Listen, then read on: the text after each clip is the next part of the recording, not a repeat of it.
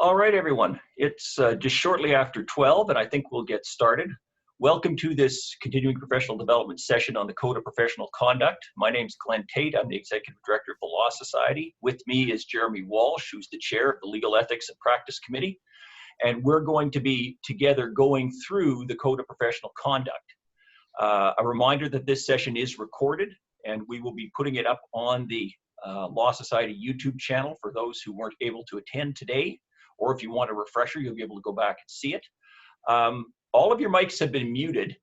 And so what we're going to suggest is that if you've got any questions, if you could use the chat function down at the bottom, and then we'll be monitoring that. We'll be bringing the questions forward as well. At the end, there'll be an opportunity for open questions. So we're going through the Code of Professional Conduct, and we're going to separate it chapter by chapter. And Jeremy's going to start with chapter 1. Jeremy. Yeah, if you're following along, you'll see chapter 1 is the definitions. I think those are probably mostly self-explanatory.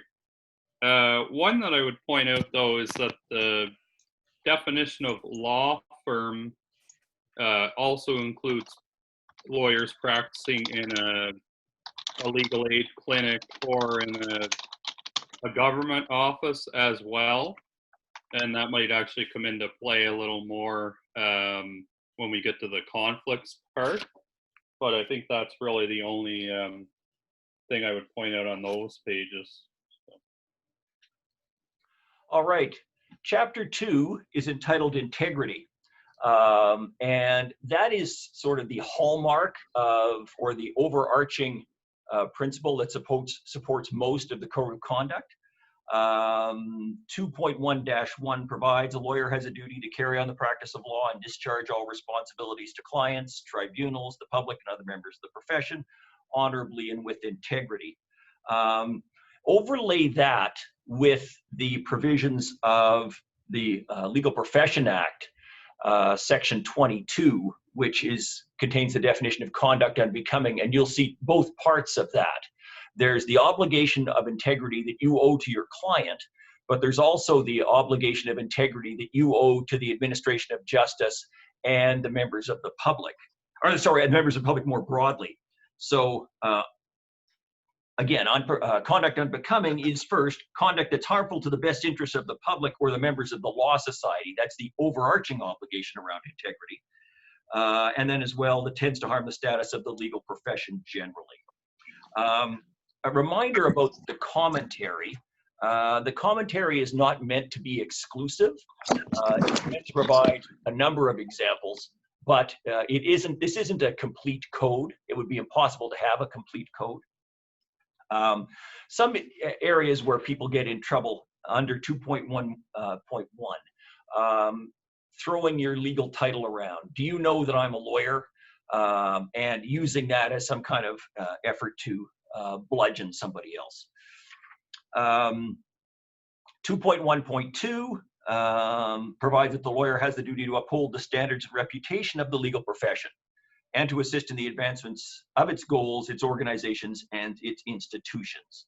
The commentary talks about things like the obligation of a lawyer to be involved in the community, or the expectation that lawyers will be involved in the community. And it talks about acting as directors and officers in various bar and non-bar related organizations. Just a caveat for those of you who are employed, particularly those of you who might be employed by a public agency, your employer may very well have some say in things you can and cannot get involved in. So don't simply point to the Code of Conduct and say, that gives me carte blanche to do whatever I want.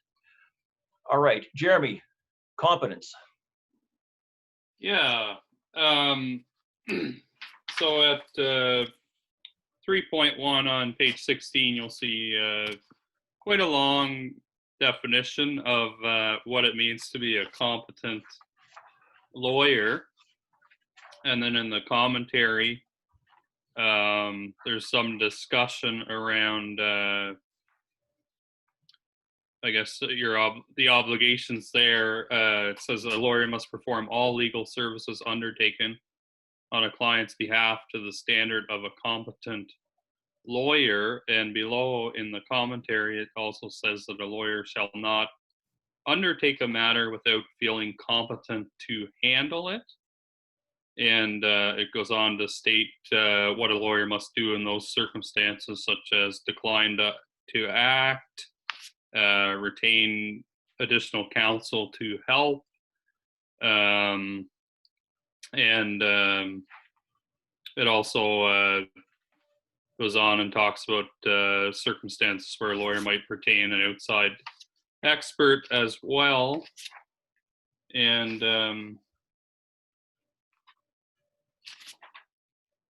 moving on to 3.21 talks about quality of service. And you'll see at number 5 in the commentary, it has a list which it indicates is not exhaustive of expected practices in this area, including a lot of communication, responding to telephone calls, keeping the client informed, things like that, which I would say are probably common sources of complaints from clients. And as it indicated, it's not exhaustive either. So just have to think about that. But one thing I did find interesting in that commentary that I didn't expect to see there was at paragraph 15 on page 19, where it says this rule does not require a standard of perfection. And it says that an error or omission, even though it may be actionable for damages, will not necessarily constitute a failure to maintain the standard.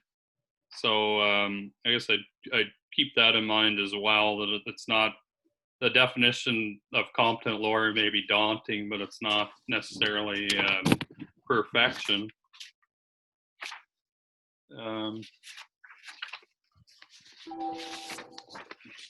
Page here. Sorry, I messed up my page there, Glenn. That's all right. And moving down as well, on page 21, there's a discussion about limited scope retainers as well. So I thought I'd mention that as well. I don't know if that's that common here.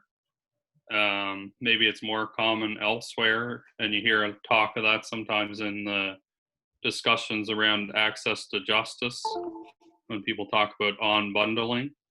And I guess the key takeaway from that section is to be clear with the client, have a clear agreement with the client about what exact tasks you are performing, and as well to be clear with others, including a tribunal or a court, about what role you are playing in the matter. And after that, we get into a discussion about honesty and candor. And of course, it says when advising a client, of course, a lawyer must be honest and candid and must inform the client of all information known to the lawyer that may affect the interests of the client. And one thing I'd point out as well in the commentary is at paragraph 4, there is a discussion about a lawyer from the Office of the Children's Lawyer who is representing a child or youth may need to withhold information from his or her client if the information is, I guess, deemed to be create a risk of emotional or other harm. And that was actually just inserted more recently at the request of the children's lawyer. So I thought I would highlight that one. And after that, we have language rights. And of course, the lawyer must advise a client of their language rights where appropriate. And I guess we should be aware of where those rights are found, which are in the charter and also in the criminal code, and also in some of the territorial legislation as well. I guess it's just something to be aware of if you're doing a court matter and you think your client might be comfortable in another language or speaks another language, just to be aware of those things. And the other part that I would highlight as well is in paragraph 3 of that commentary on language rights. It goes back to the competence issue, and says that, you'd have to, even if you have a working knowledge of a language, you might want to consider whether you can do a murder trial in it, or whether you can do something really, really complex. And then I'm going to jump down then on the next page, on page 24, where it says a lawyer must not threaten criminal or regulatory proceedings to gain an advantage for a client. And it's interesting to note as well that that doesn't necessarily include like civil proceedings, because actually in the criminal code as well, in the definition of extortion, there is an exception, and it says that a threat to institute civil proceedings is not a threat or not extortion. And the other thing I'd point out as well is that in paragraph 2 of that commentary, it does say that it's not improper to notify the appropriate authority of criminal activity while also taking the steps in a parallel proceeding. I guess the problem comes when you're using it to actually gain an advantage in the civil case.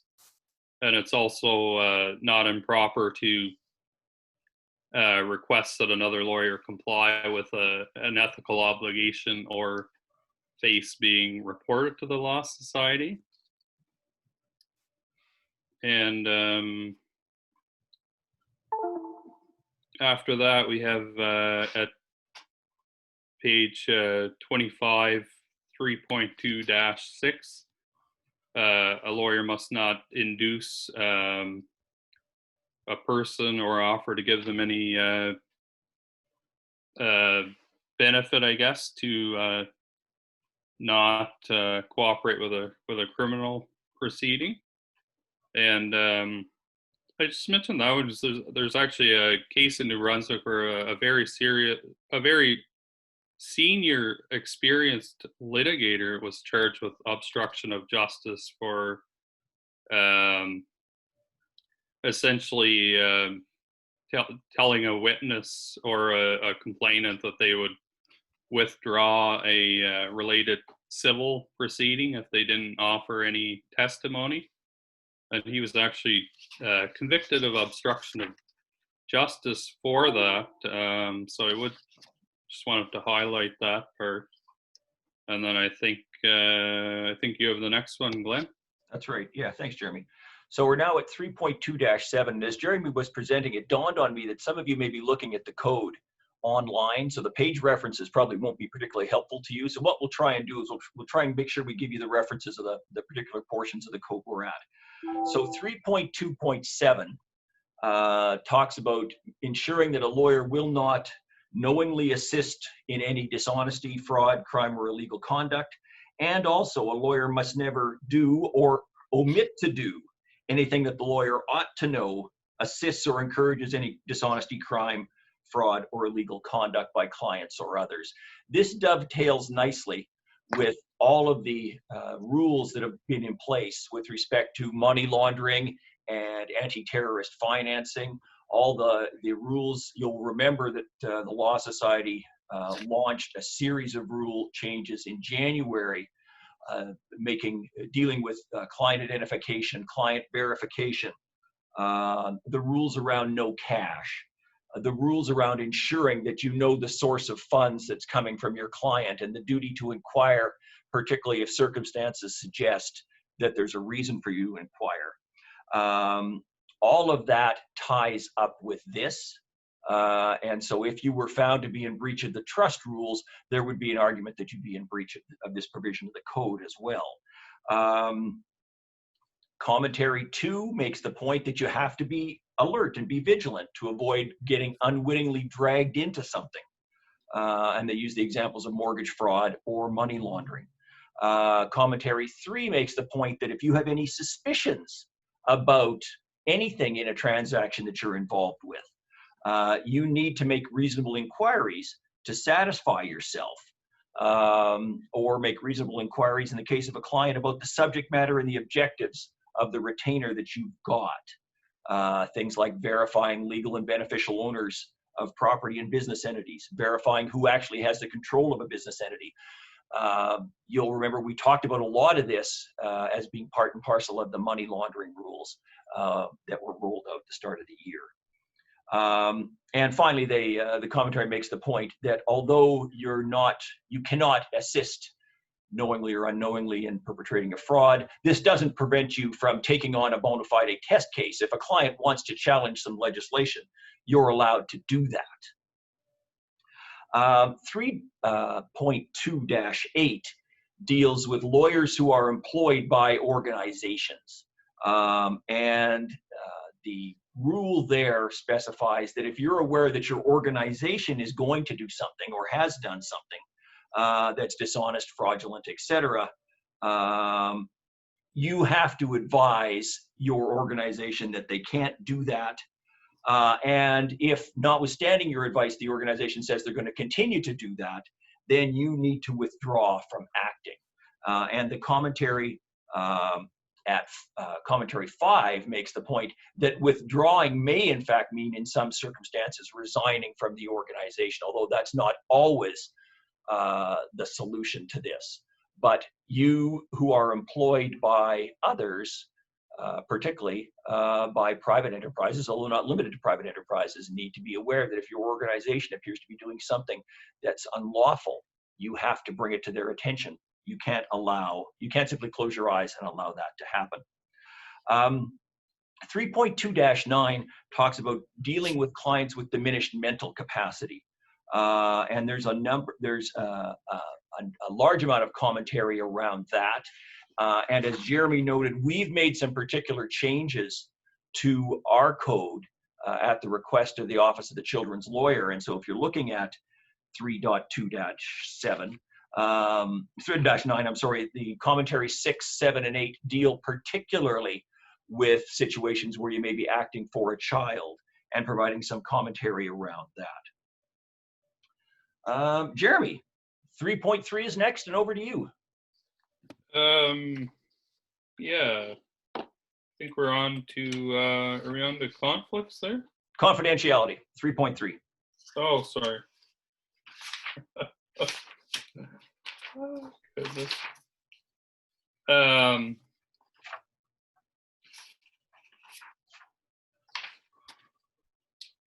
Yeah, sorry about that. So confidentiality, you'll see, it says a lawyer must, of course, hold all information in confidence concerning a client. And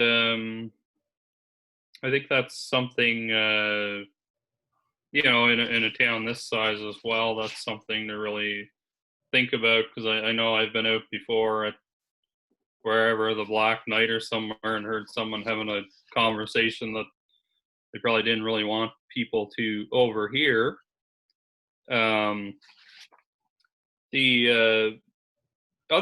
thing I would highlight in there as well is that that also can extend, or also extends to employees as well. That there's I guess it's implied that information will be shared with other lawyers in the firm or with employees, but there is an obligation to ensure that employees as well are cognizant of the confidentiality requirement.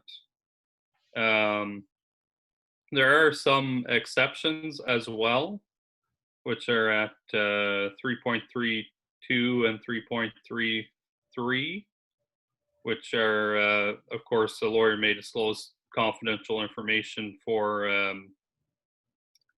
uh, I guess, if there's a risk of death or serious bodily harm. And there's commentary on that, and actually the Supreme Court of Canada has considered that issue as well, and in particular the meaning of serious bodily harm in that section. And paragraph 3 goes on of that commentary goes on to some factors to consider in assessing whether you need to disclose that information.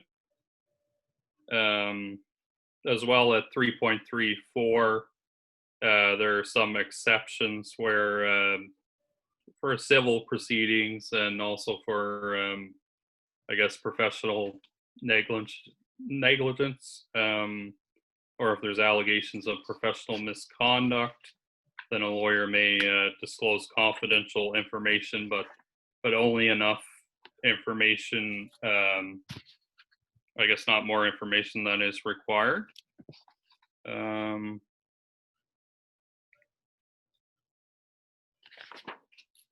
I think that's all I was going to say on that one. And then the next section is conflicts, which might be one of the longest sections of the code, I think. And I don't know if I have to go through the kind of the basics of it. I think everybody probably knows the basic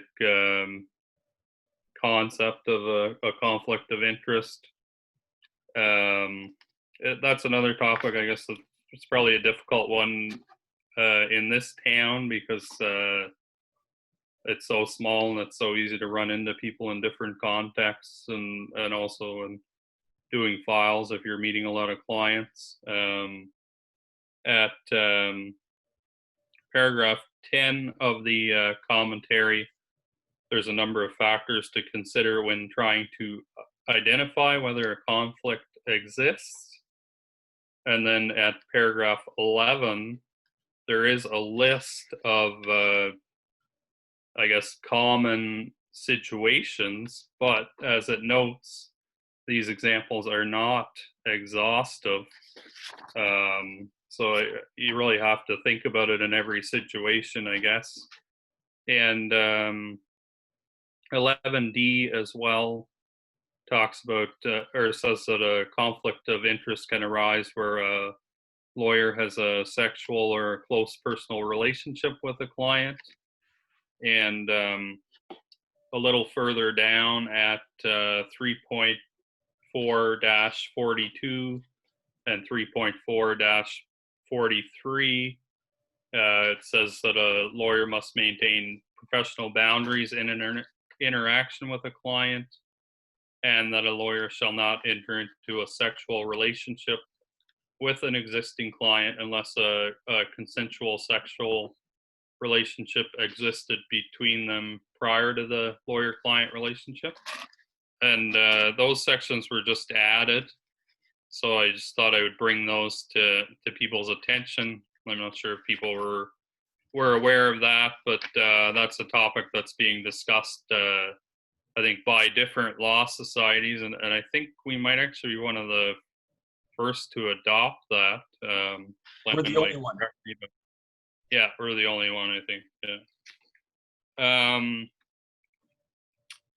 And then moving on, at 3.4-2, it goes into circumstances where you can represent a client in the event of a conflict if you have consent, and it goes into in the commentary what consent means, and as well the rights of the client, and as well what information you have to provide to the client, I guess. And then I think 3.42a, I think was you, Glenn? That's right. That's right. So 3.42a deals with the provision of short-term summary legal services. And that section is meant to be an exception to the general rule about conflicts.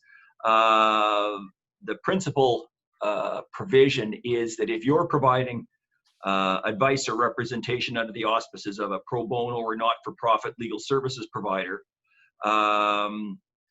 and there's an expectation that you won't be providing ongoing legal services. So for example, if you're acting as duty counsel, then you can provide these short-term summary legal services without taking any steps to determine whether or not there's a conflict of interest. However, even when that's the case, if you're, for example, acting as duty counsel, 3.42d provides that if you're providing these kind of short-term summary legal services, you still have to take reasonable measures to ensure that there's no disclosure of any client information that you get through your provision of those services to anybody else in your firm. There's a recognition under the code that it would be practically impossible for duty counsel to be running conflict of interest checks or people who are running pro bono legal information lines to provide to run conflict of interest checks before providing information. So this is a realization that there needs to be an exception for those kind of services. However, be alert as well to 3.4-3, the next section, which says, despite this rule, despite the previous rule about short-term legal services, you cannot represent opposing parties in a dispute. And that's even with consent. So if you've acted for party A, and you know it's party A on a pro bono call, and party B, the other side, shows up, you can't take them on, even though, and you can't take them on even if you have consent. You can't use consent to get out from a conflict to allow you to represent opposing sides. 3.4.4 talks about concurrent representation. And this happens often. The rule provides that where there's no dispute among the clients about the matter that's the subject of the proposed representation, 2 or more lawyers in a firm may act for current clients with competing interests and may treat information received from each client as confidential and not disclose it to the other clients, provided that. And then there are a series of steps that have to be taken. First and foremost is that both clients need to know that you're going to be acting for both clients. So if you've got 2 clients and they're both proposing to make a bid, for example, on a contract, you need to let your client and you need to let the other client know that you're going to be acting for both clients. You need to be recommending that they get independent legal advice. You need to ensure that the clients are consenting to you acting for both of them. This stands to reason, but each of these clients has to be represented by a different lawyer in the firm. You can't act for 2 clients who are both submitting bids on the same project. You need to have a screening mechanism in place. You need to have a Chinese wall. Those of you that are in firms are perhaps familiar with Chinese walls, where the documents are kept separate, they're secured, people on one side don't have access to the other. Typically, there's email restrictions put in place so that those emails won't be shared between one another or can't be accessed between one another. And the last condition is that if it turns out that there does become a dispute between the clients, everybody has to withdraw from all representation of all clients in the event that there's a dispute. And we'll talk a little bit more about screening mechanisms as we go on. 3.4-5 talks about joint retainers. And if you're taking a joint retainer, you've got to advise each of the client that that you're going to be acting for both of them, that none of the information they give you is confidential. And again, that if a conflict develops between those 2 clients, you cannot act for any of them. And it's not that you can drop one and stay with the other. You cannot act for any of them. Joint retainers surface a lot of the times in things like wills, where you're doing a will for 2 partners, 2 spouses. And in fact, the commentary paragraph 2 specifically deals with that and it talks about a lawyer getting instructions from spouses or partners to prepare one or more wills, have to treat that as a joint retainer. And again, you've got to explain to them that you're acting for both of them. Whatever you get is not confidential, and if it turns out to be a dispute, you can't act for any of them. Commentary 4 is again something that we've added at the behest of the Office for the Children's Lawyer. It deals with a situation where a lawyer may be acting for a group of children, and it talks about you have to keep information that you get from one child separate from the rest of the group that you may be asking for. And so if you're acting for children, I encourage you to have a look at that.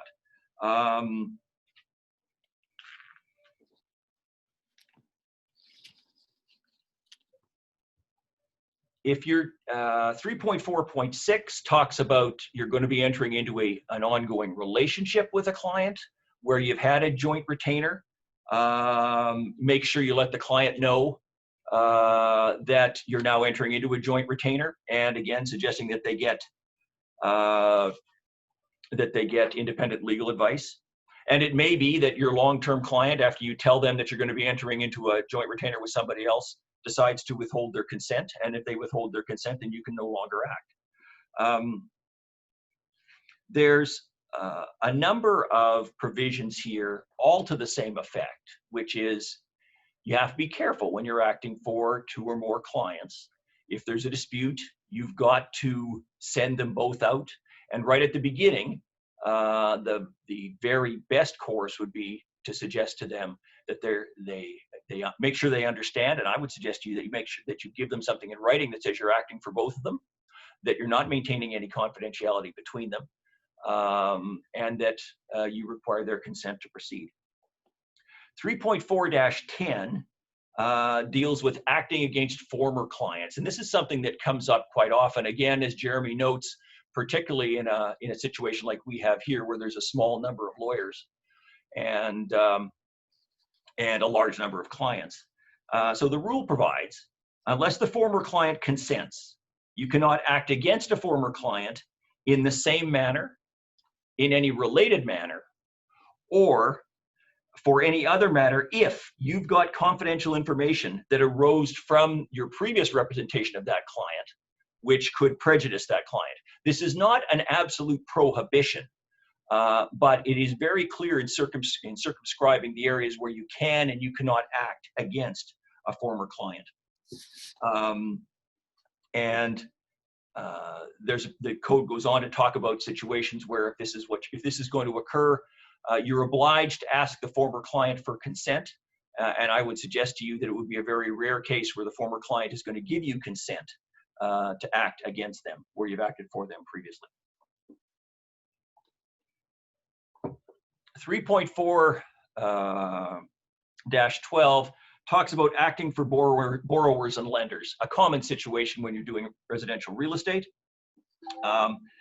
The principal rule is that a lawyer or 2 or more lawyers practicing in a partnership or association must not act or otherwise represent both lender and borrower in a mortgage or loan transaction. That's the basic rule. The exception is provided there is compliance with this rule, and in particular rules 3.4-5 and 3.4-9. Those are the joint retainer rules. A lawyer may act or otherwise represent both lender and borrower in a mortgage or loan transaction in any of the following situations. The lender is a lending client. It's in their business to lend money. This is not a private mortgage. The lender is selling real property to the borrower, and the mortgage represents the part of the selling price. So there's a mortgage that's coming back as part of the sale. The lender practices in a remote location where there are no other lawyers that either party could conveniently retain for the mortgage or loan transaction, or the lender and borrower are not at arm's length as defined by the Income Tax Act. So in those circumstances, you can act for both borrower and lender as long as you follow the joint retainer rules that are set out, or that we spoke on earlier in the code. All right. So let's now talk about lawyers moving from firm to firm. This creates great anxiety, particularly for the lawyer who's moving, but also for the incoming firm. 3.4-17 begins with a definition of what a matter means. It means a case, a transaction, or other client representation, but does not include offering general know-how, and in the case of a government lawyer, providing policy advice. So that's what a matter means for the purposes of these rules. And 3.4-18 says that these rules apply when a lawyer transfers from one law firm to another, and either the transferring lawyer, the lawyer who's moving, or the new law firm is aware, either at the time that the lawyer comes over or later, that it's reasonable to believe that the lawyer coming in has confidential information relevant to the new law firm's matter for its client, or the new law firm represents a client in a matter that's the same or related to one that the lawyer acted on in the former law firm. The interests of those two clients conflict, and the transferring lawyer, the lawyer coming in, actually possesses relevant information respecting that matter. So it's okay to move from firm A to firm B.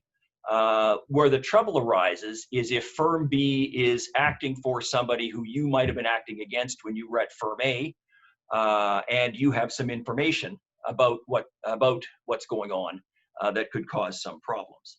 The commentary notes that it's not enough to say, well, this was my Vancouver office, not my Edmonton office, or it was my Vancouver office, not my Yellowknife office, so it doesn't matter. The commentary is quite clear that one law firm is one law firm and multiple offices don't matter. 3.4-19 provides an exception for government lawyers if you're employed by the federal, provincial, or territorial government, and you're transferred from one department, ministry, or agency to another. You're deemed to be considered to be working for the same employer, so those don't create any conflicts. Now, 3.4-20 talks about what happens if, when you transfer over, you actually bring some confidential information. So the rule says if the transferring lawyer, the lawyer coming over, actually possesses confidential information relevant to a matter representing the former client that may prejudice the former client, if disclosed to a member of the new law firm must cease its representation of its client in that matter unless A, the former client, the client from the former firm, consents to the new firm's continuing representation of its client, or, and this is more often what happens, the new firm has taken reasonable measures to ensure there'll be no disclosure of the former client's confidential information by the transferring lawyer and a member of the new law firm, and they've advised the lawyer's former client, if requested by the client, of what measures have been taken. So you've got to take steps. You've got to put up a wall to make sure there can be no possibility of the information that I've got with respect to what I was doing being known to those members of your firm who are now acting in that same matter. The commentary under 3.4-20 includes guidelines around how to screen and measures to be taken. And it's important, I'm not going to read them to you, but it's important to note that these guidelines apply, and Jeremy touched on this earlier, these guidelines apply not only to lawyers, but also to non-lawyer staff who may be moving across, because it's entirely possible that they may have access to confidential information that could be prejudicial. And in commentary 4 through 6, there's a discussion about how to determine if a conflict exists and the steps you should be taking to check for conflicts before you finalize your hiring process. 3-4-21 provides, unless the former client consents, the lawyer who's moving over must not participate in any matter in the new firm's representation of its client, or disclose any confidential information with respect to the former client. That would seem to be self-evident, but nevertheless, there it is. 3.4-23, again, specifically refers to the due diligence for non-lawyer staff. This again makes the point that a firm who's bringing on non-lawyer legal staff also have to make sure that there's no disclosure of confidential information, no possibility for disclosure of confidential information by those non-lawyer staff. Okay, now we move to doing business with a client. And Jeremy, over to you. Yeah, thank you. So yeah, sections 3.4-27 to 3.4-41 deal with doing business with a client.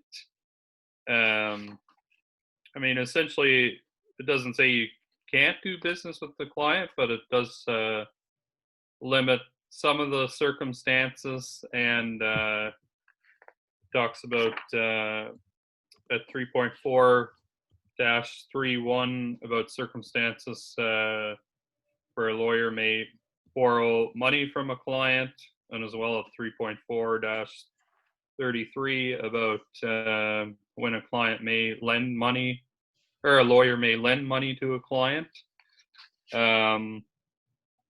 I think the takeaway from a lot of those sections is if you're doing anything with a client, you have to encourage the client to get independent legal advice. And at paragraph 5 of the commentary on 3.4-30,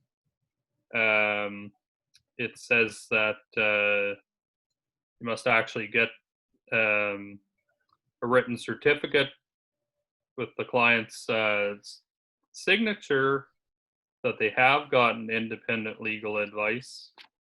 And I think those sections, when I look at them as well, are a little more detailed than the old sections in the CBA code.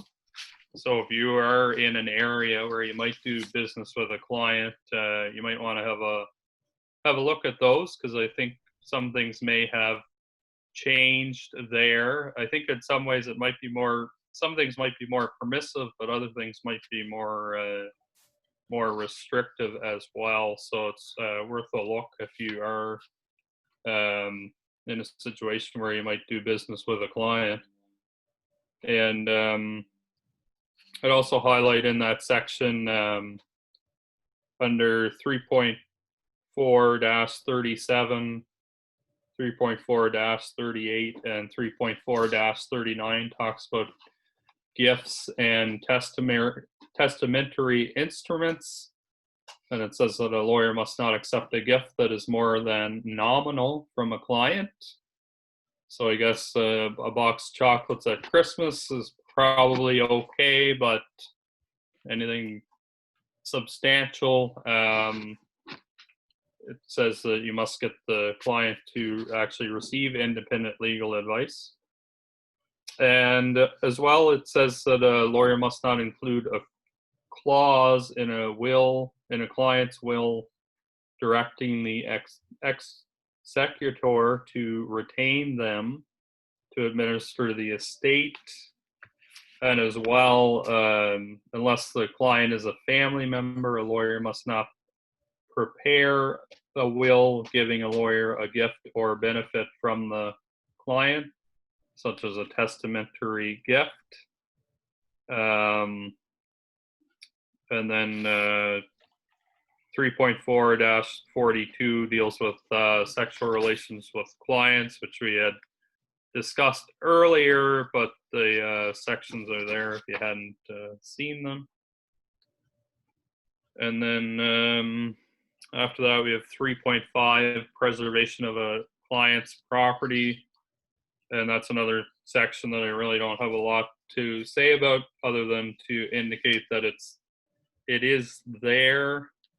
I don't know how common it is that you would have jewels or precious metals or things like that from a client, but certainly documents and things like that. And the gist of these sections is just to preserve the property, keep a record of it, and return it when requested. It might be a common courtesy, but it's good to know that it's there if you're holding a lot of property from clients. And then I think 3.6 is Glenn. Yep, thanks, Jeremy. I want to backtrack a little bit. When I was talking about setting up walls to protect against conflicts, I used the reference to the term Chinese walls, which is a completely inappropriate reference. And it's one that ought not to be used, and I apologize for that. And thank you for those who have flagged that while we were going through this.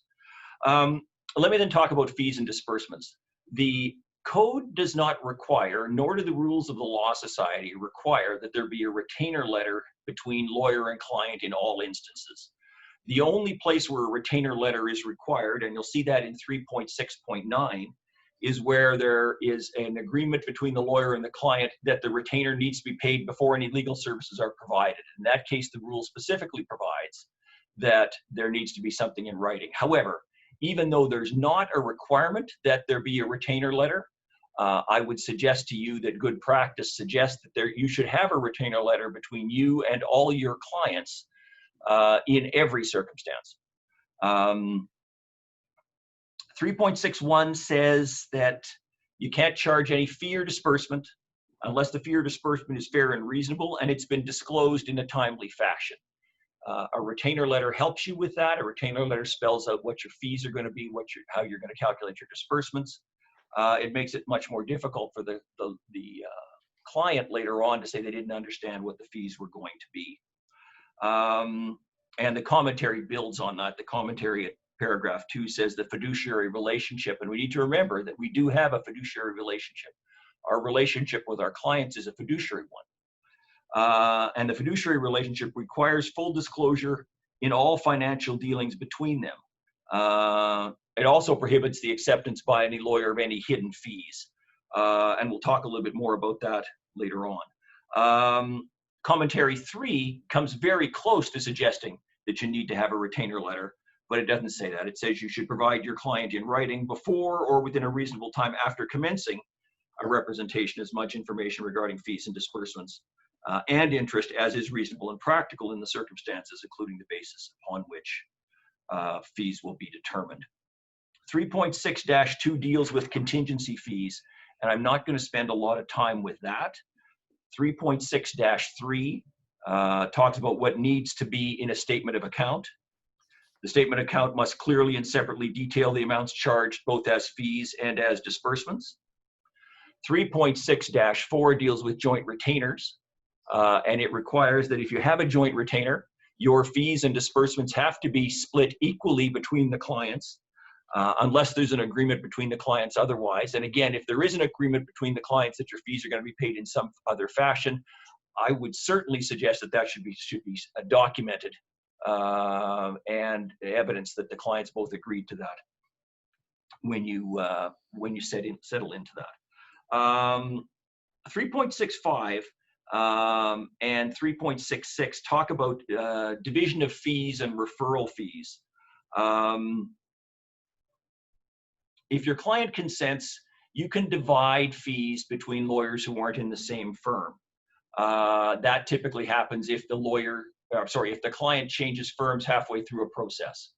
The code then provides that the fees must be divided in proportion to the work done and the responsibilities assumed by the various firms.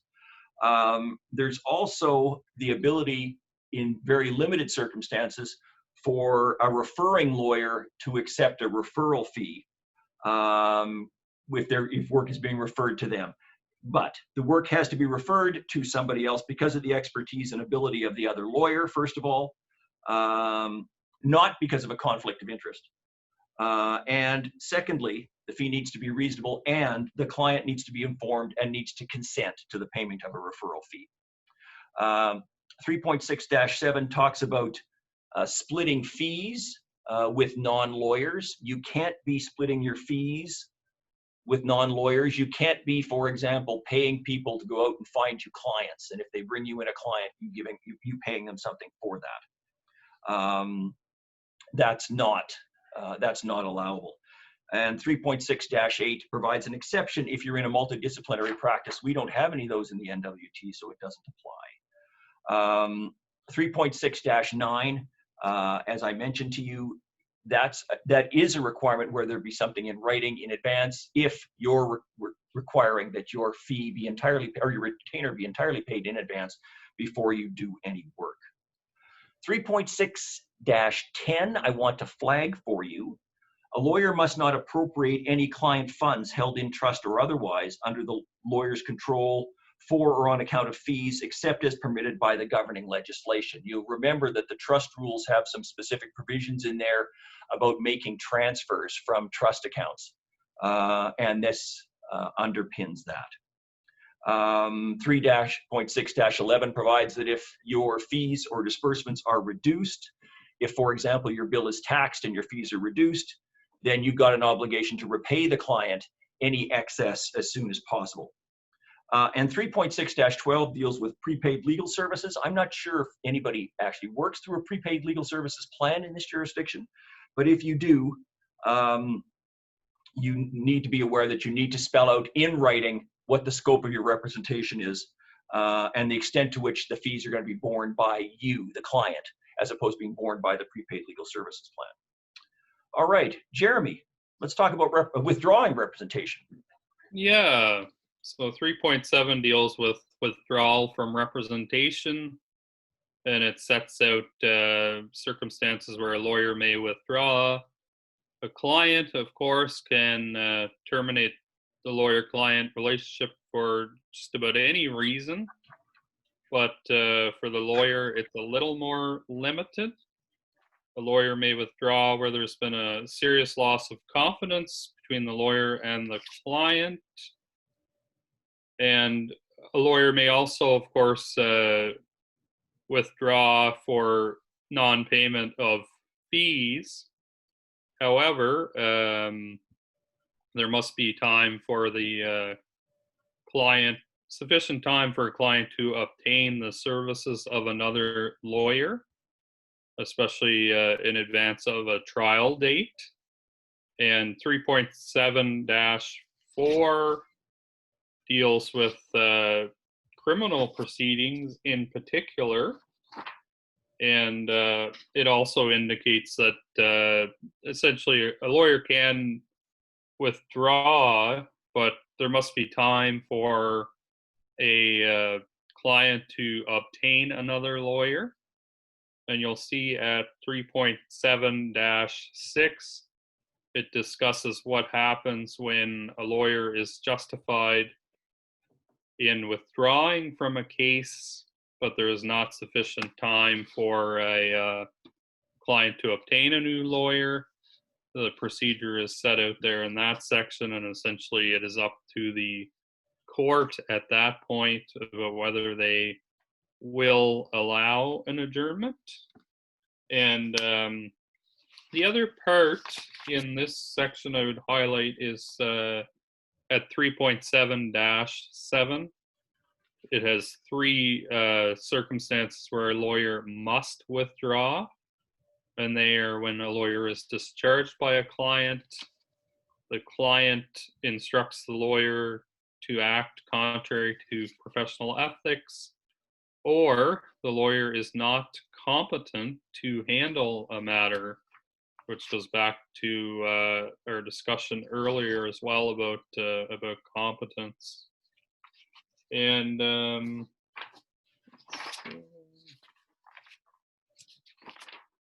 the other part I would highlight in that section is the manner of withdrawal, which is dealt with at 3.7-8 to 3.7-10. And 3.7-9 sets out that the lawyer, what the lawyer must provide to the client, and as well other obligations around fees and trust accounts and things of that nature. So that's something to be aware of. And as well, at paragraph 5 of the commentary under 3.79, it says that a lawyer who ceases to act for a client should cooperate with the successor lawyer or lawyers and should seek to avoid any unseemly rivalry, whether real or apparent. And to me, that would probably include forwarding the file on in a reasonable and timely manner. And as well at 3.7-10, it talks about the duty of a successor lawyer to be satisfied that the former lawyer has withdrawn or has been discharged by the client. And I would say as well that also ties into the clause about the cooperation of the former lawyer. There may be circumstances where the former lawyer is still on the record and you need their cooperation to, I guess, get them off the record or file a notice of ceasing to act or whatever they have to do. And as well, I guess when you get a client as well, perhaps you should go to the court registry and check the record, because I've done that before and found there was another lawyer there that apparently everybody had forgotten about. And I think 4.1 is Glenn. Yes. All right. Thanks, Jeremy. So Chapter 4 is entitled The Marketing of Legal Services, but 4.1 doesn't have anything to do with marketing. It rather talks about making legal services available. You probably know we run a lawyer referral line here through the Law Society, and we get a fair number of calls looking for lawyers. And then we get a fair number of follow-up calls saying, look, I've called every lawyer and nobody wants to take my case. 4.1-1 says a lawyer must make legal services available to the public efficiently and conveniently, and subject to Rule 4.1-2 may offer legal services to a prospective client by any means. We all know of situations where after listening to somebody on the phone, our spidey sense starts to tingle. And we come to the conclusion quite quickly that this is not a file that we want to get engaged in. It may be a file that we don't want to get engaged in because it's beyond our area of expertise. We're not competent to handle it. It may be a file that we don't want to get engaged in because we don't have confidence in the client and confidence in the client's ongoing ability to give us proper instructions. There could be any number of reasons. And as near as I am aware, there's never been a complaint against a lawyer under 4.1-1 for failing to provide services. But I just wanted to flag this for you. I wanted to flag as well Commentary 4, which is entitled The Right to Decline Representation. A lawyer has a general right to decline a particular representation, except when assigned as counsel by a tribunal, including the court. But it is a right to be exercised prudently, particularly if the probable result would be to make it difficult for a person to obtain legal advice or representation. Does that mean you have to act for everybody? No. What it means, though, is if you're the only lawyer in town, is your turning this down going to create an inability of this client to get representation? But even if that's the case, the code doesn't say you have to take that client on. Commentary 4 goes on to provide that a lawyer declining representation should assist in obtaining the services of another lawyer qualified in that particular field and able to act. We get a lot of calls saying we were referred by firm X who can't help me, but they told me I should contact the Law Society and the Law Society would help me find another lawyer for them. And we can do that to a certain extent. We can give them the list of lawyers who are on the lawyer referral list, but we can't guarantee that any of those lawyers is going to be prepared to act. So the provision in there about finding somebody else who can act and is able to act could be a problematic one. The remainder of this chapter does talk about marketing of legal services. If you're offering legal services, you can't use means that are false or misleading, that are coercive, that result in duress or harassment. You can't offer legal services in such a way that take advantage of a person who is vulnerable or who has suffered a traumatic experience and has not yet recovered. I think that's directed at those who chase ambulances, perhaps. Or you cannot use any other means that would otherwise bring the representation or the administration of justice into disrepute. The commentary goes on to say that this doesn't mean you can't give legal advice to people who are vulnerable or who have suffered a traumatic experience. But the rule prevents the lawyer from using unconscionable, exploitative, or other means that bring the profession or the administration of justice into disrepute. 4.2-1.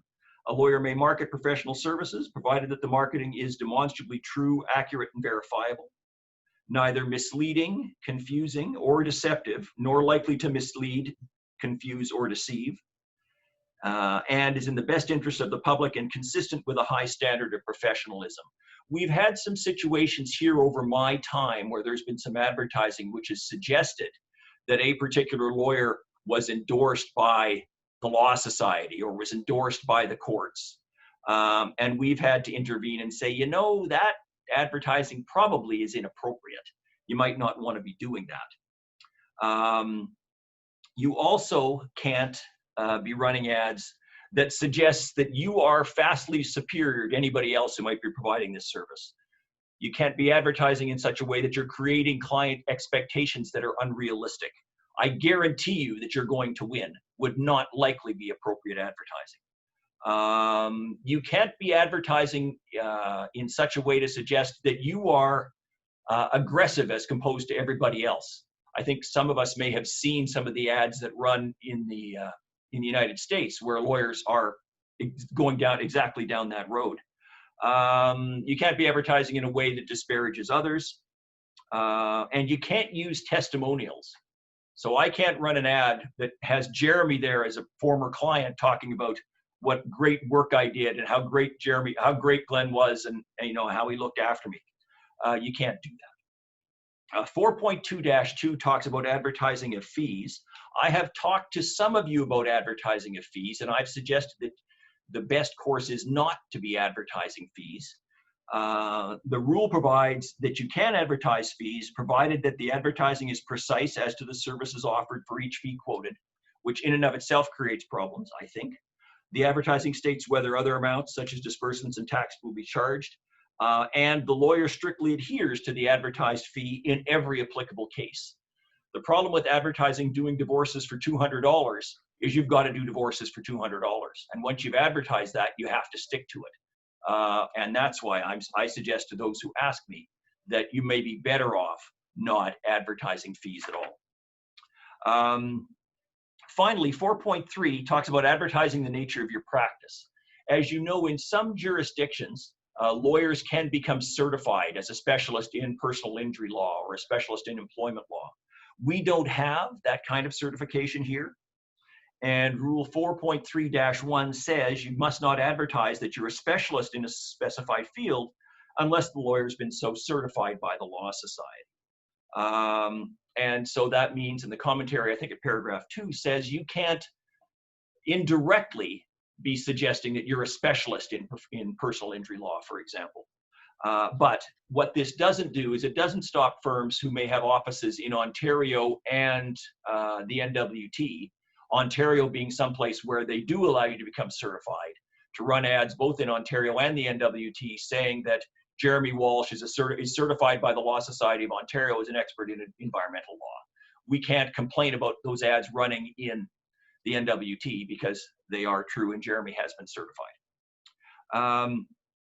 So that's what the code has to say about advertising. Jeremy, Chapter 5, Relationship to the Administration of Justice. Over to you. Thanks. Yeah, if you go to 5.1, there's a discussion of the lawyer as advocate.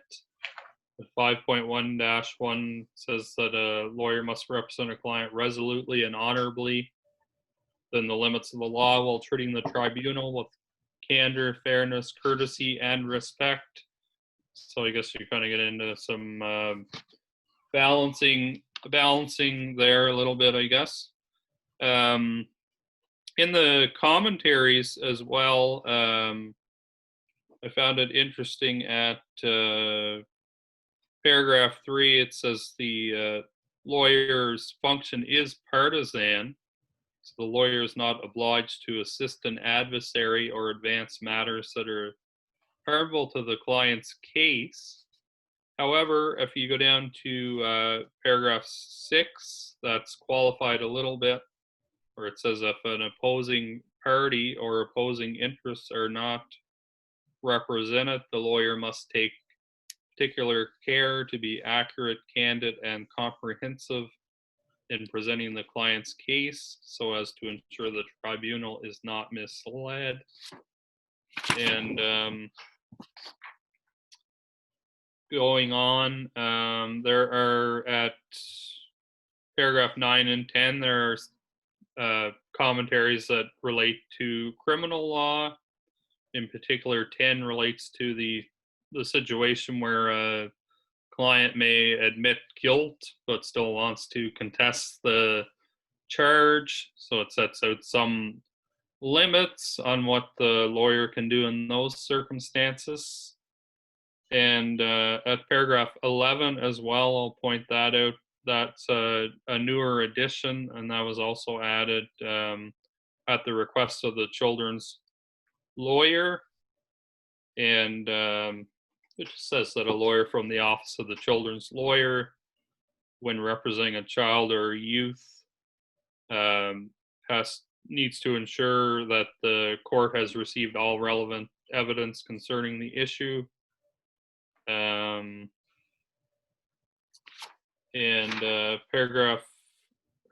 section 5.1-2 sets out a number of things that a lawyer must not do when they're acting as an advocate. It's quite a lengthy list. I don't know if it's exhaustive, but it's probably worth a review if you're doing any litigation. And at section 5.1-2A, it talks about incriminating physical evidence.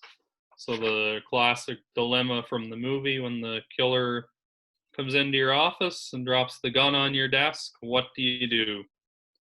And the commentary goes through that.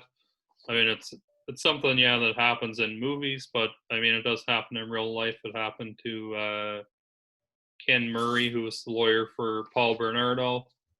And you can look up what happened to him. He went to, he was eventually found not guilty in court of obstruction of justice, and also not guilty of professional violation by the Law Society of Ontario, but you probably want to avoid that. And at paragraph 3 of that commentary, it sets out some options for a situation where you do come into, I guess, possession of of some physical evidence.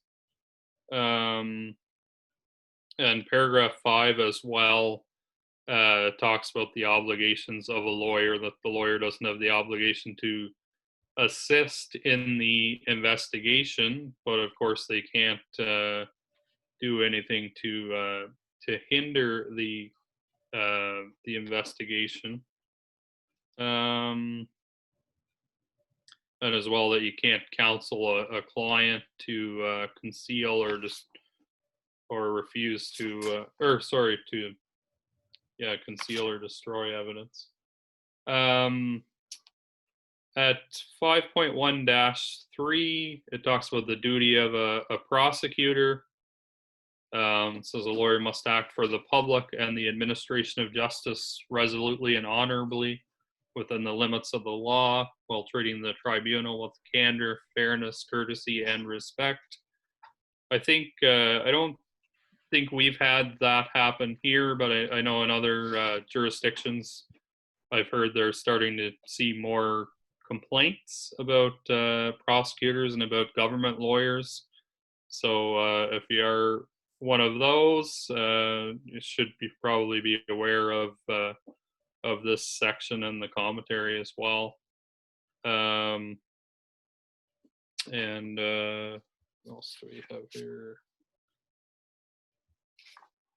I think that was all I wanted to highlight in that section, and then I think undertakings was Glenn. Right. Okay, thanks, Jeremy. 5.1-6 deals with undertakings. It provides a lawyer must strictly and scrupulously fulfill any undertakings given and honor any trust conditions accepted in the course of litigation. And in fact, I think it goes beyond that, honor any trust conditions that are accepted, full stop. we also have the provisions in Rule 7.2-11 that deal with undertakings and trust conditions. And this is the reminder to all of you, particularly those of you who may be newer to the bar, that if something comes over to you on trust, you need to read that. You need to make sure you're prepared to accept those trust conditions before you proceed any further. Similarly, if you're giving undertakings, you need to be absolutely sure that those are undertakings that you can comply with. Chapter 5-1, 5.1-7 and 5.1-8 talk about discussions of guilty pleas in the criminal context and talk about the circumstances in which a lawyer can discuss with the Crown a guilty plea. And the commentary there is that the public interest in the administration of justice should not be sacrificed in the interest of expediency. It may be expedient for you to enter into a guilty plea or a plea arrangement with your client, but is that fulfilling your obligation to make sure that the administration of justice is upheld? 5.2 talk about the lawyer as a witness. If you're an advocate, you can't be a witness. If you're a witness, you can't be an advocate. That's the essence of 5.2. The exception is unless the matter that you're giving evidence about is purely formal or uncontroverted. You may very well be standing up and saying you're looking for an adjournment because your friend is not available today. Arguably, you're giving evidence. That evidence is not likely controversial. But you do not want to be, as I've heard people say, I don't want to be giving evidence from counsel seat, and you ought not to be giving evidence from counsel seat. And similarly, if you're a witness, you can't be acting on an appeal from the matter in which you were a witness. That's 5.5-2. Jeremy, let's talk about communicating with witnesses. Yes, at 5.4-1, you'll see that it says that a lawyer may seek information from a potential witness, and there are a couple of caveats to that. The lawyer must disclose their interest in the matter. The lawyer must not, of course, encourage the witness to suppress evidence.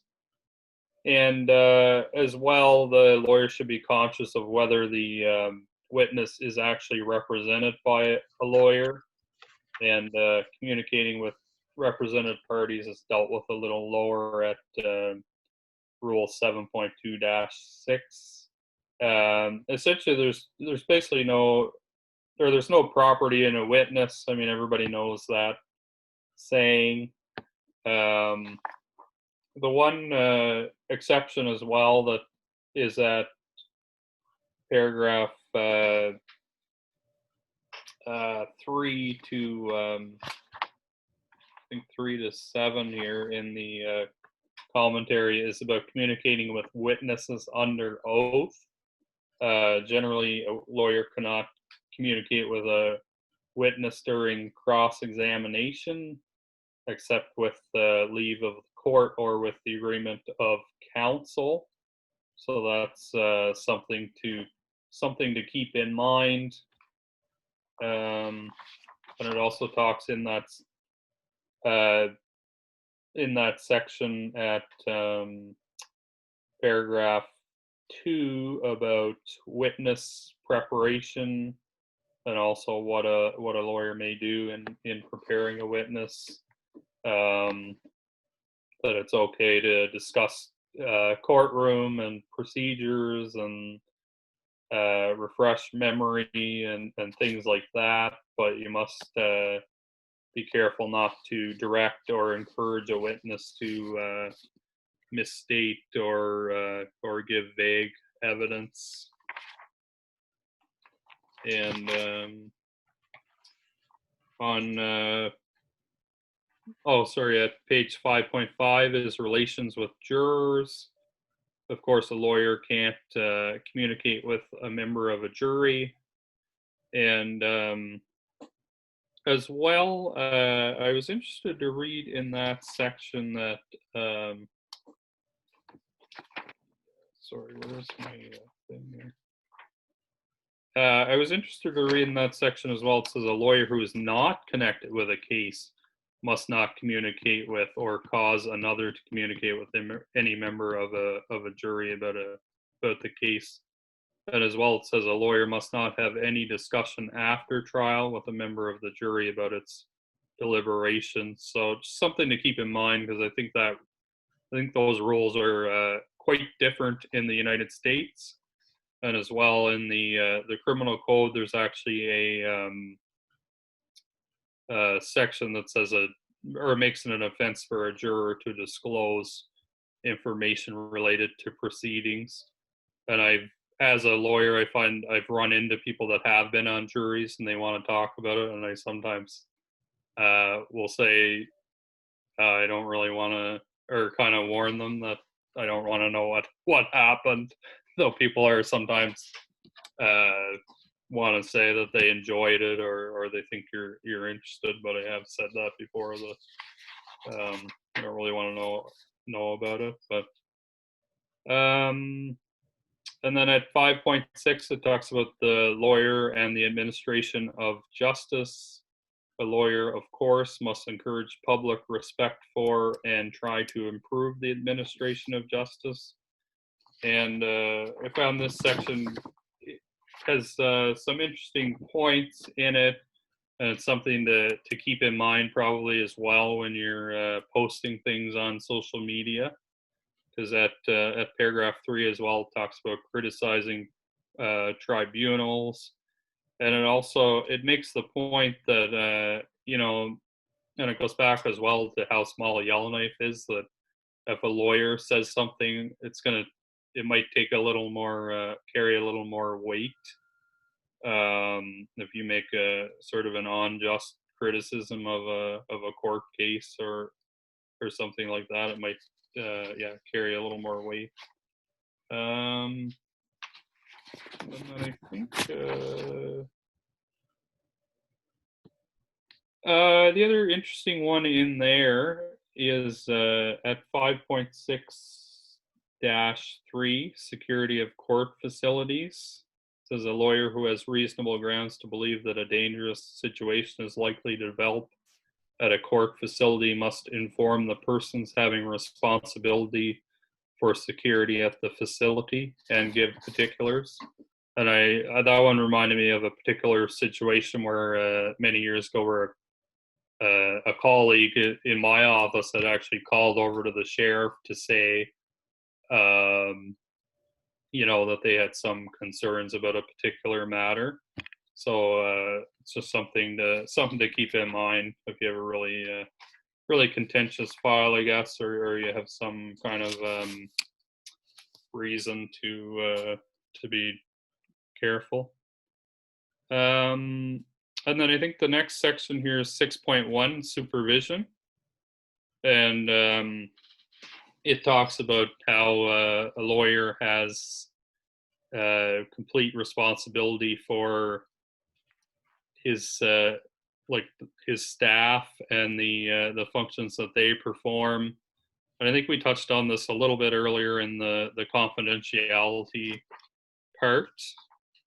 And at 6.1-3, it talks about delegation, and it gives a list of tasks that a lawyer cannot give to a non-lawyer. And it says that a lawyer must not permit a non-lawyer to give legal advice, to take instructions from clients, to sign certain correspondence, and many other things.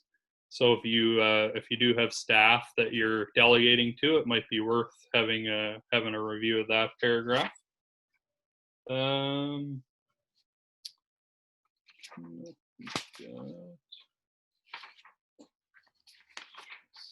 And then we have the harassment and discrimination, which I think is Glenn. Oh, okay. Sorry, I lost track of where we were.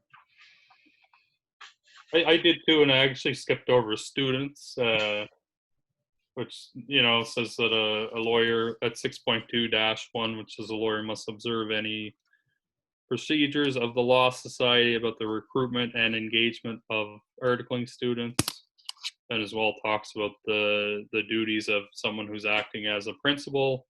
So that's something to be aware of too if you're doing that. And then after that was 6.3. All right. Harassment and discrimination. I will let you know that this is an area of the code that's being worked on. And when we get to the end of this session, Jeremy and I are going to talk about some of the things that are being considered now. And this section is one that's being expanded robustly. Presently, the Act provides that the principles of human rights laws and related case law apply to the interpretation of this rule. 633 says a lawyer must not sexually harass any person. 634 says a lawyer must not engage in any form of harassment of any person. 635 says a lawyer must not discriminate against any person. And the commentary says a lawyer has a special responsibility to respect the requirements of human rights laws in force in Canada, its provinces, and its territories. This has come to the fore recently in other jurisdictions where legal staff and otherwise, have been making complaints to various law societies about the conduct of lawyers within firms. Whereas previously you would have expected that perhaps they might go to the Human Rights Commission or equivalent tribunal. Now they are making complaints to the Law Society, and law societies are having to become involved in investigation of harassment complaints. Okay, Jeremy, are you doing 7 or am I?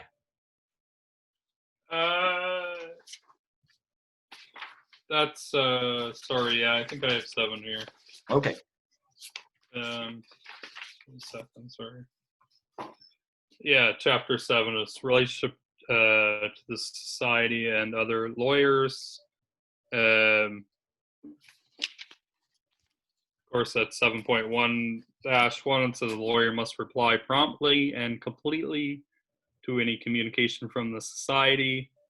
And I think that's sometimes a source of complaints. So I think that's something to watch.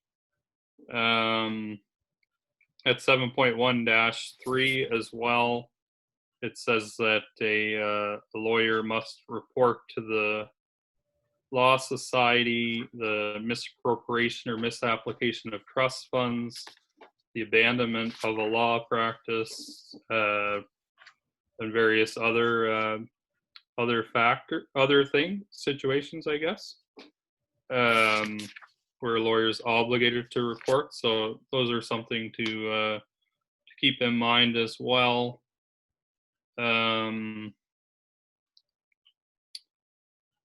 And 7.1-4 as well says that a lawyer must encourage a client who has a claim against an apparently dishonest lawyer to report the facts to the Law Society as soon as reasonably practicable.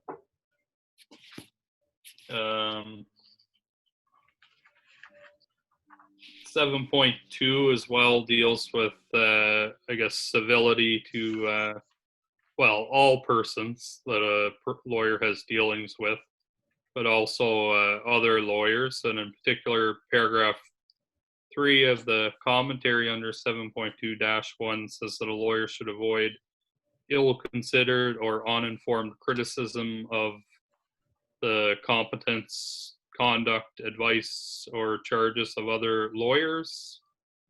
So that's something to keep in mind as well.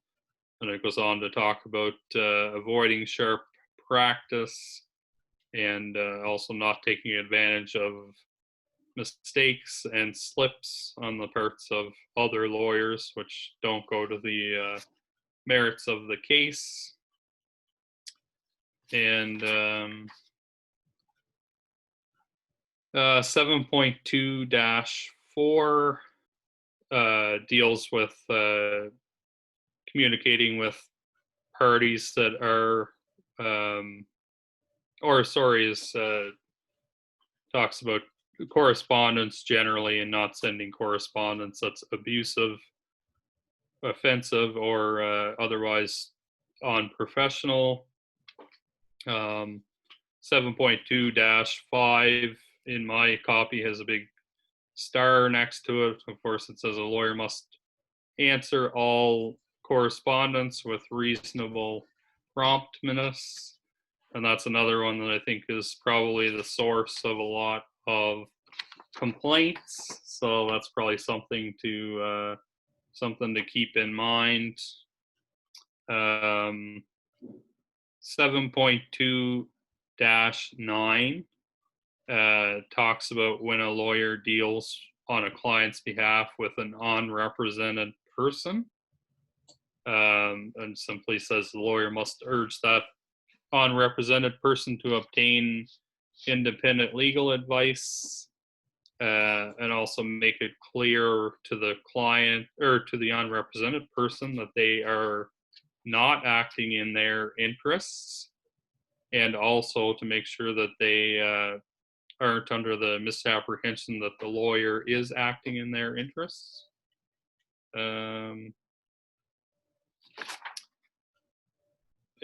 7.2-11 deals with undertakings and trust conditions. It says that a lawyer must not give an undertaking that cannot be fulfilled, and must fulfill every undertaking given and honor every trust condition once accepted. And there's some commentary there on that might be worth reviewing. I mean, my takeaway on that is that you probably should be tracking those things, or keeping a list of them, so that you can follow up on them. 7.3 deals with outside interests and the practice of law. It says that a lawyer who engages in another profession, business, or occupation must not allow such outside interests to jeopardize the lawyer's professional integrity, independence, and competence. And 7.32 says that a lawyer must not allow involvement in an outside interest to impair the exercise of the lawyer's independent judgment on behalf of a client. And in the commentary below that, I thought it was interesting, at paragraph 2, where it says that ethical considerations will usually not arise unless the lawyer's conduct might bring the lawyer or the profession into disrepute. And the example given is if the outside interest might occupy so much time that the client's interests would suffer because of inattention or lack of preparation. And 7.5 deals with public appearances and statements, which I think we touched on a little bit under 5.6, which talks about encouraging respect for administration of justice. There's some commentary there that's probably worth reviewing if you are talking to the, I guess, posting on social media, if you're dealing with the media. And then at 7.6, says a lawyer must assist in preventing the unauthorized practice of law. And I think people here are probably sensitive to that issue because we get lawyers from other jurisdictions. So part of this might be, if you have a strange lawyer pop up, you might want to also check and see if they are a member here or what their status is here. And I think that's it. Maybe I might have rushed through those, but I'm looking at the clock as well. Sure. So. There's a couple of others. 7.7 deals with retired judges returning to practice. We don't have any of that here, but I can tell you that it's a very controversial issue, particularly in light of recent events. You may remember that the entire retired bench at the Supreme Court of Canada appeared to be engaged in giving advice either to or against the federal government recently, which has prompted a review of 7.7, and there may be some issues coming out of that. 7.8 talks about errors and omissions. 7.8-1 makes it your obligation to inform the client if you've made an error, recommend that the client get independent advice, and advise the client that you may no longer be able to act for them. You also are obliged in 7.8-2 to give notice of any circumstance that could give rise to a claim to your insurer, so that the client's protection from that source will not be prejudiced. Our insurer wants to know when the claim is made. It's not going to be helpful to you or the client if you try and fix it yourself and 6 months later come to the insurer and say, no, I wasn't able to fix it, now over to you. You may find yourself in a situation where the insurer declines coverage. A reminder as well that if you make a claim to CLIA, our insurer, and if you need to find out about making a claim to CLIA, there's information on the website. But if you make a claim to CLIA, you're obliged as well to report that to the Law Society, just so that we have a list of the various claims that are made. 7.8-3 requires you to cooperate with the insurer. And in the event that the client has a claim that's not insured or is not covered, you must expeditiously deal with the claim and not take unfair advantage that would defeat or impair the client's claim. And that's the code of conduct. I want to talk about a couple of things that are coming up. You may have read about some of these already. We put some information in the newsletter about them. As I mentioned, they're looking at rewriting the provisions around harassment and discrimination 6.3 and creating a much more robust provision around that. It's in light of recent events, including some of the claims that I spoke to you about, where there are claims from lawyers and non-legal staff about the conduct of other lawyers in a firm. So you need to be aware that that's coming. There's also some language around ex parte proceedings and commentary spelling out what a lawyer's obligation is in dealing ex parte with a tribunal, which would fit into 5.1-2. Finally, there is some consideration of language around situations where a firm may act for one or more parties in the same process. So the firm may act for a tribunal and may at the same time be acting for a party appearing before that tribunal, and some language around that. If you've got any interest in any of those things, let us know, and I'd be more than happy to talk with you about them, and I can give you links to that, the proposed information, if you want to see it. There were a couple of questions that came up, or comments. One of them from Matthew Woodley, who had to drop off the call, said, just a note on the issue of discussions with witnesses. My recollection is that there may be some different rules in other jurisdictions around whether or not it's acceptable to speak with a witness during examination in chief or re-examination, as opposed to during cross-examination, and it would be worthwhile checking if you're participating in a proceeding in another jurisdiction. And Paul Falvo said, I'm curious on the rule prohibiting communication with someone who has a lawyer. It's not unusual to get a call from jail from some misguided soul asking me to take over his case.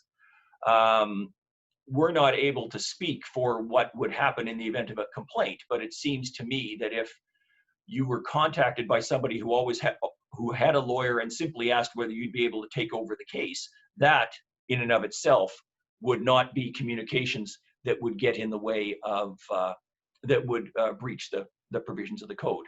If there are any other questions, if you want to shoot them forward now, if you want to use the chat line, we can chat about them.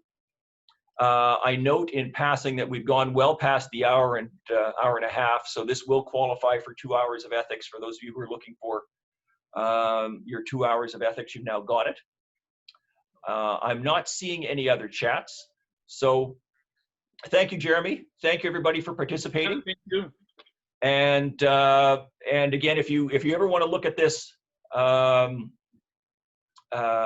it's going to be posted shortly, today or tomorrow, on the Law Society's YouTube channel, where we're posting all of our CPD sessions, so you can go and have a refresher, or if someone's missed it, you can direct them there. Thank you, everyone. Have a good afternoon.